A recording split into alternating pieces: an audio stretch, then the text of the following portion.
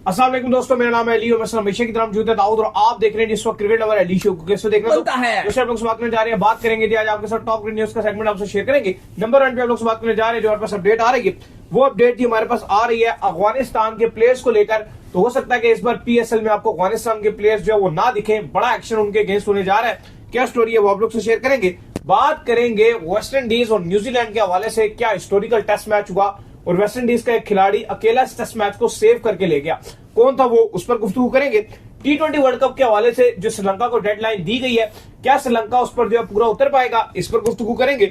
बात करेंगे बाबर आजम के हवाले से, डेब्यू करने जा रहे हैं भाई वो पर्थ में, आपको पता है बिग बैश लीग में कब होगा डेब्यू, किस दिन करने जा रहे हैं वो आपको बताएंगे। और बात करेंगे इंग्लैंड और ऑस्ट्रेलिया के हवाले से, जिसमें ऐसा लग रहा है कि ऑस्ट्रेलिया बहुत आगे इंग्लैंड से, इंग्लैंड तो नजदीक भी नहीं आ रहा टेस्ट में उनके, जरा इस पर भी बात होगी। तो अगर आप हमारे चैनल पर देर पहली बार आए चैनल को अभी सब्सक्राइब करना, साथ ना भूलिएगा। बात का आगाज करते हैं नंबर 1 खबर के साथ जो हमारे पास आ रही है।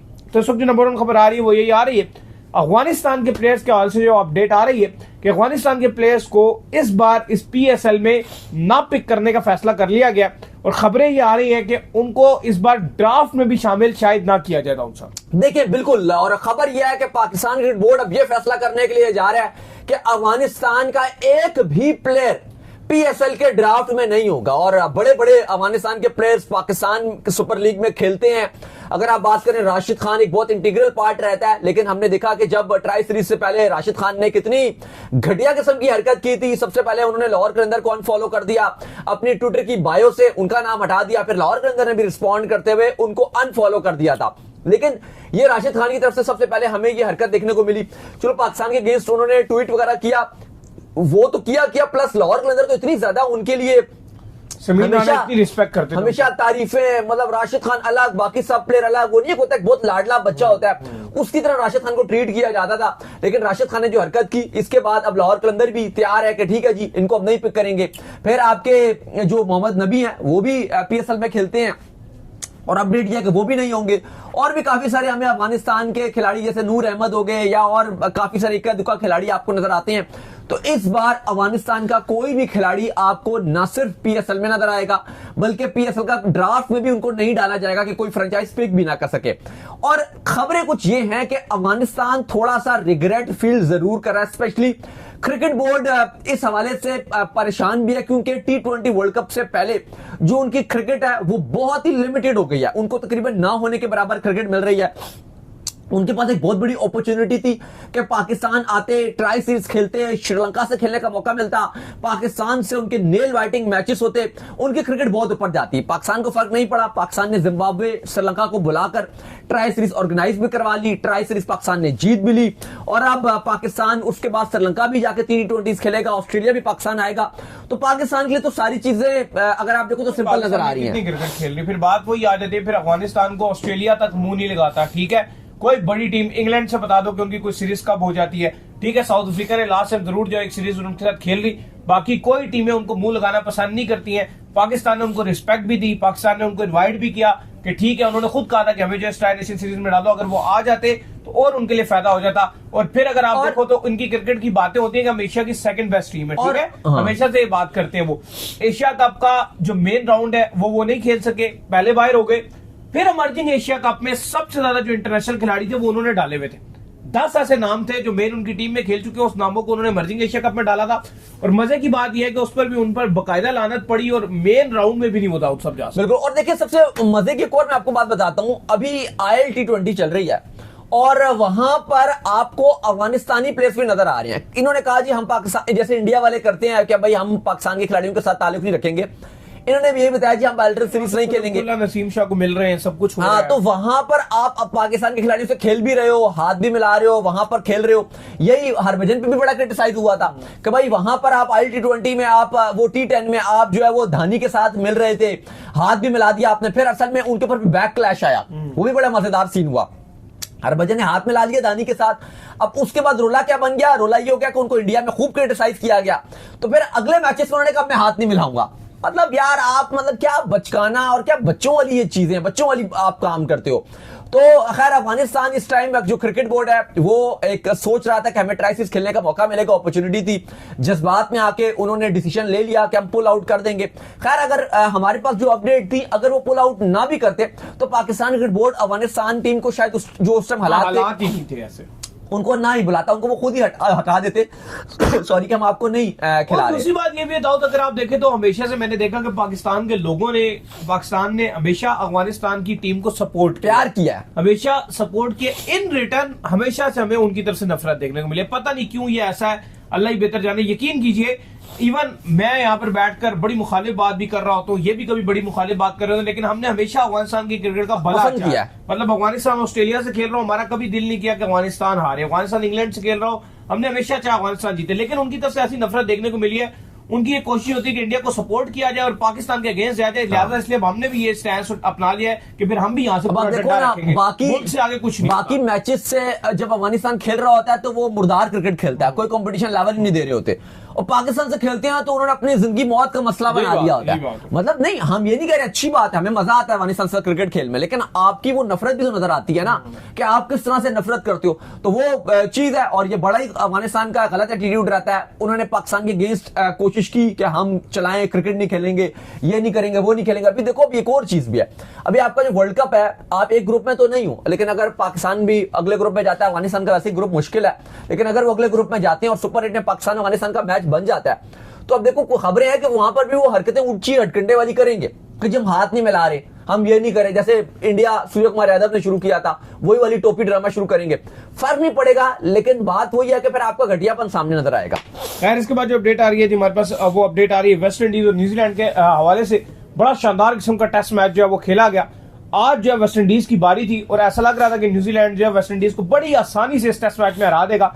कुछ इस टेस्ट मैच के अंदर उस तरह से इंटरेस्टिंग देखने को नहीं था, लेकिन फिर भाई वेस्ट इंडीज की तरफ से एक भाई साहब अकेले खड़े हो गए और 200 रन की इनिंग न सिर्फ खेली बल्कि खेलकर इस टेस्ट मैच को ही बचा लिया। कौन है भाई ये जिसने ये कर दिखाया? भाई तीन भाई साहब थे, तीन भाई थे जो आज के हीरो थे, क्योंकि ये टेस्ट मैच पहला दिन, अगर इसको थोड़ी सी समरी जल्दी से ले लेते हैं और फिर बताते हैं कि आज वेस्ट इंडीज ने तारीख रकम कर दी भाई, वेस्ट इंडीज ने हिस्ट्री क्रिएट कर दी।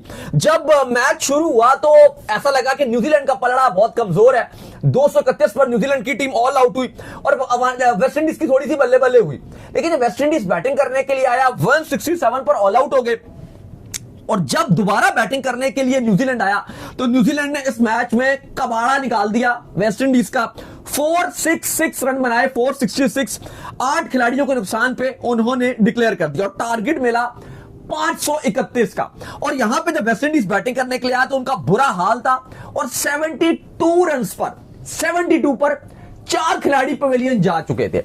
अब इस टेस्ट मैच बिल्कुल ये एक डेड रबर टेस्ट मैच था, बिल्कुल भी इस टेस्ट मैच में जान नहीं थी और ना किसी का इस मैच को देखने का दिल था, क्योंकि सबको पता था न्यूजीलैंड फेवरेट है और न्यूजीलैंड इस मैच को जीत रहा था, क्योंकि आप 531 के टारगेट में 72 पे 4, और उसके बाद हुआ इस तारीखी टेस्ट मैच की हिस्ट्री क्रिएट होना शुरू। सबसे पहले तो शाय होप भाई, उन्होंने 140 रन की नॉक खेली और दूसरे एंड से ग्रीव्स द सर्वाइवर भाई 202 रन की नॉक खेल गया 19 चौकों की मदद से 388 गेंदों में, कमाल कर दिया। और फिर उसके आउट होने के बाद जब होप आउट हुआ, फिर लगा कि यार नहीं, वेस्ट इंडीज फिर नीचे जाने लग गया, लेकिन वहां पर आ गए किमार रोच जो के बॉलर हैं भाई, उन्होंने वो करके दिखा दिया जो एक तारीख में नाम लिखा जाएगा उनका भी।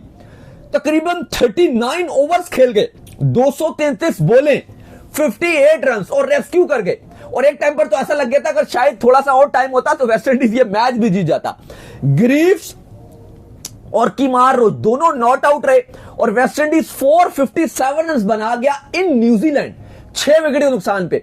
और ये पहली बार टेस्ट में ड्रॉ हुआ है न्यूजीलैंड, वेस्ट इंडीज और ये न्यूजीलैंड का सन 2013 के बाद। ये एक तारीखी आज रेस्क्यू किया ग्रीव्स ने, कीमार रोच ने और शाहिद होप ने। और अली साहब इस तरह से ये मैच ड्रॉ हो गया, लेकिन एक टाइम पर पूरा पूरा चांस नजर आ रहा था कि शायद अगर थोड़ा सा मौका और होता तो वेस्ट इंडीज ये मैच जीत भी सकता था। सैल्यूट टू देम, क्योंकि हम जहां ये बात करते हैं कि वेस्ट इंडीज की क्रिकेट डेड हो रही है, वेस्ट इंडीज टेस्ट में बहुत बुरा कर रहा है, बैटिंग तो उनकी बिल्कुल ही नकार है, वहां पर ऐसे मौके पर 72 पे 4 और ग्रीव्स, शाहिद होप और कीमार रोच ने तारीख रकम कर दी भाई। नहीं, बिल्कुल आप सही कह रहे हैं कि बहुत कमाल किस्म की जो है इनकी तरफ से बैटिंग देखने को मिली है और अकेले खड़े होकर इतना बड़ा टेस्ट मैच जो ये बचा कर ले गए, बहुत बड़ी बात है भाई ये। खैर, इसके बाद जो अपडेट आ रही है वो आ रही है वर्ल्ड कप के हवाले से। तो भाई T20 वर्ल्ड कप की जो डेडलाइन है, आपको पता ही है कि T20 वर्ल्ड कप एग्जैक्टली 2 महीने में जो शुरू हो जाएगा, ये दिसंबर का महीना है और फिर एकदम से जनवरी और फिर फरवरी आ जाएगा।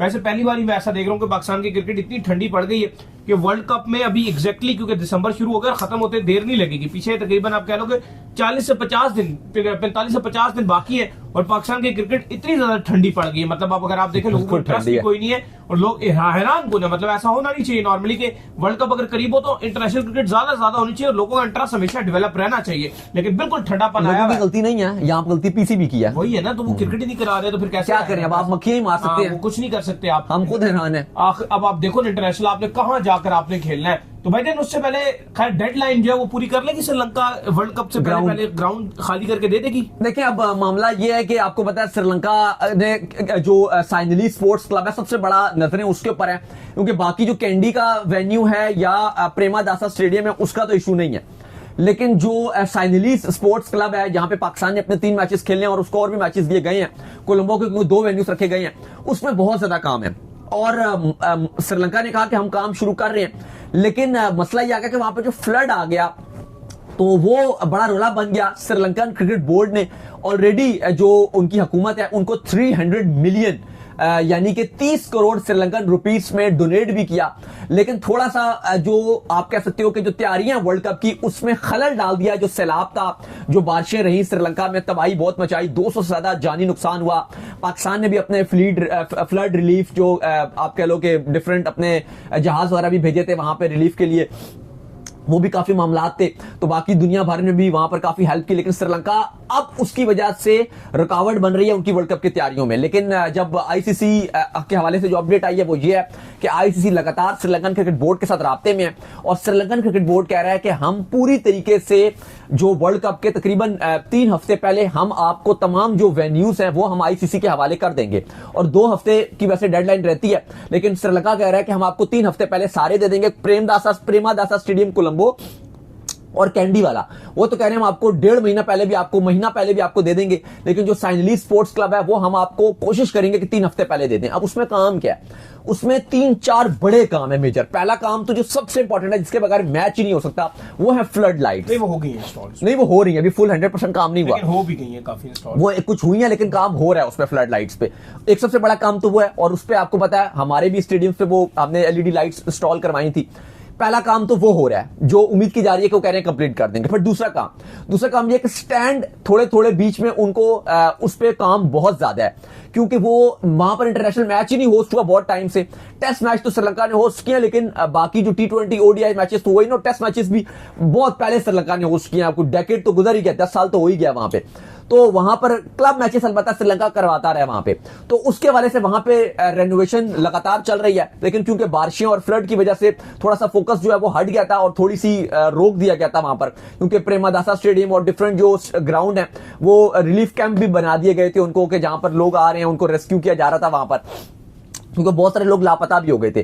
तो श्रीलंकन क्रिकेट बोर्ड की तरफ से यही इलामिया आज का कि हम जो हमारे पास डेडलाइन है हम उसमें अपने स्टेडियम तैयार कर लेंगे। अब मसला यह है अली साहब कि अगर यहां पर दिक्कत आती है और अगर ये तैयारी नहीं कर पाते, तो वहां पर इंडिया ऐसे ऐसे करके खड़ा हुआ है कि भाई अगर जो साइनलीस के क्लब के जो मैचेस हैं स्पोर्ट्स क्लब के, वो हमें दे दो, वो हमें और दे दो, क्योंकि अभी श्रीलंका तकरीबन 20-21 मैचेस होस्ट कर रहा है वर्ल्ड कप के, तो फिर वो कहेंगे जी 5 हमें और दे दो। हमारे तो सारे वेन्यूज रेडी हैं, उनकी तो तैयारी पूरी है, सारे वेन्यूज रेडी टू डिलीवर है, हमें तो एक जरा भी काम कोलंबो में शिफ्ट कर दिए जाएंगे, वहां से ले लिए जाएंगे, जो साइली सवली है उससे लेकर जो मेन जो प्रेमादासा स्टेडियम है उसको दे देंगे। वो कहेंगे हमें दे दो मैचेस, तो 5, क्योंकि यहाँ पे रोला चल रहा है, फ्लड आया हुआ है, तो थोड़ी सी मामला खराब है, तो 7, 8, 10 मैचेस हमें और दे दो, और ये पॉसिबिलिटीज हैं, बिल्कुल भी इसका चांस ऐसा नहीं है कि नहीं है, क्योंकि अगर श्रीलंका आखिरी टाइम पर मामलात नहीं कर पाता तो फिर जो मैचेस हैं वो भारत को दिए जा सकते हैं। लेकिन श्रीलंका क्रिकेट बोर्ड कह रहा है कि नहीं भाई, हमें आप अभी टाइम दीजिए, हम हमारा जो डेडलाइन है उस टाइम तक हम तमाम अपना जो हमारे स्टेडियम का काम है वो हम कंप्लीट करके और पूरी तैयारियां कर लेंगे वर्ल्ड कप की। खैर, जिसके बाद जो अपडेट आ रही है जी हमारे पास, वो अपडेट आ रही है इंग्लैंड और ऑस्ट्रेलिया के हवाले से जो अपडेट आ रही है कि बाबर के हवाले से बल्कि बात कर लेते हैं। तो बाबर आजम जो वो अपना डेब्यू करने जा रहे हैं बिग बैश लीग में, बड़ी हाइप जो है बाबर आजम की बनी हुई है। तो ये डेब्यू जो है भाईजान ये 14 दिसंबर को पर्थ में जो शेड्यूल है, जहां पर जो है बाबर आजम आपको इन एक्शन दिखेंगे।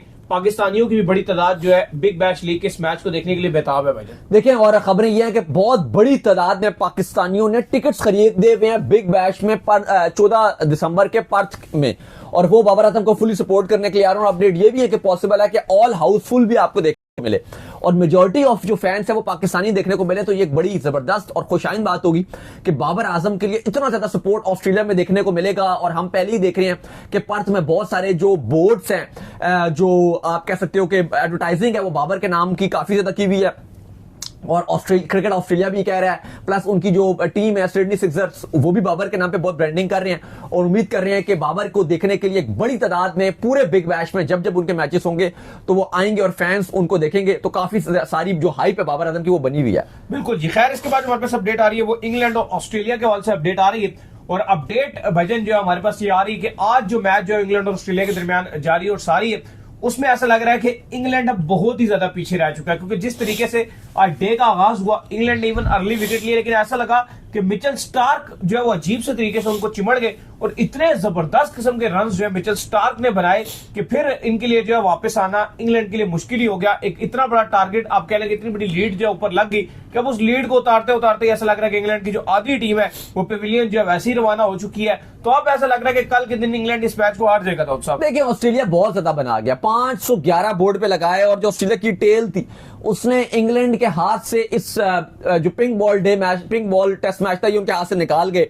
स्टार्क 77, बोलैंड 21, फिर अगर आप देखो बाकी भी कैरे ने भी 63 रन बनाए और टॉप ऑर्डर भी ठीक ठाक खेला था। और 511 जब आप बोर्ड पे लगा देते हो तो इंग्लैंड की तकरीबन होप्स भी टूट चुकी है। और मैं ये भगा के मार रहे थे, ऐसा लग रहा था जोफ्रा आर्चर हो गए, कोई भी बिल्कुल ऐसा लग रहा था नॉर्मल बॉलर लग रहे हैं ऑस्ट्रेलिया के आगे, वो हंस हंस के इनको मार रहे थे और ये परेशान, बस बेन स्टोक आ रहे हैं, स्टाइल बना रहे हैं, एक्शन बना रहे हैं, लेकिन ऐसा लग रहा था कुछ है ही नहीं उनके पास करने को। और मैं एक बात कल भी ये कह रहा था कि इंग्लैंड सेकंड इनिंग में एकदम से कोलैप्स भी ले लेता है। अब आप देखो, जब इंग्लैंड ने बैटिंग शुरू की तो इंग्लैंड ने ठीक ठाक बैटिंग की, 90 रन पर एक खिलाड़ी आउट था, 90 पे 1, और ऐसा लग रहा था कि पूरी जो सिचुएशन है वो इंग्लैंड यहां से चलो अगर जीतना नहीं तो एटलीस्ट ऑस्ट्रेलिया को टफ टाइम जरूर दे सकता है या मैच ड्रॉ की तरफ भी जा सकता है। अगर आप भी यहां पे 500 बना देते या 400 बना देते तो आपके लिए चीजें बड़ी अच्छी हो जाती, और 90 पे 1 था। लेकिन उसके बाद सडनली कोलैप्स हुआ और जब दिन का खत्म हुआ तो 134 पर 6 खिलाड़ी आउट, 90 पे 1, और दिन के एंड पर 1 जब 128 पे 6 खिलाड़ी आउट हो गए थे। फिलहाल बेन स्टोक्स विकेट पर मौजूद हैं 4 रन बना के, और उनका साथ विल जैक्स निभा रहे हैं जिन्होंने 4 रन उन्होंने भी बनाए हैं। जेम्स में 4 बनाकर आउट हो गए। ये हालात चल रहे थे और बहुत ही बुरा इस टाइम इंग्लैंड का हाल हुआ है। मजीद 43 रन जो है वो ट्रेल का चढ़ा हुआ है, ये उतारना है, और अगर इसके ऊपर कुछ बनाओगे तो टारगेट बनेगा, अदरवाइज ये नहीं बना सके तो फिर इनिंग की भी शिकस्त जो है वो इंग्लैंड को हो सकती है।